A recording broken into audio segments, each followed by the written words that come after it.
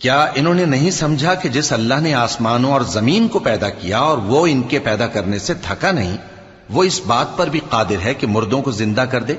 हां, क्यों नहीं, वो हर चीज पर कादिर है। और जिस रोज इनकार करने वाले आग के सामने किए जाएंगे तो उनसे पूछा जाएगा क्या यह हक नहीं है? तो कहेंगे क्यों नहीं, हमारे परवरदिगार की कसम ये हक है। अल्लाह फरमाएगा कि तुम जो दुनिया में कुफ्र किया करते थे तो अब उसकी वजह से अजाब के मजे चखो। बस ए नबी, जिस तरह और आली हिम्मत पैगंबर सब्र करते रहे हैं उसी तरह तुम भी सब्र करो और इनके लिए अजाब जल्दी ना मांगो।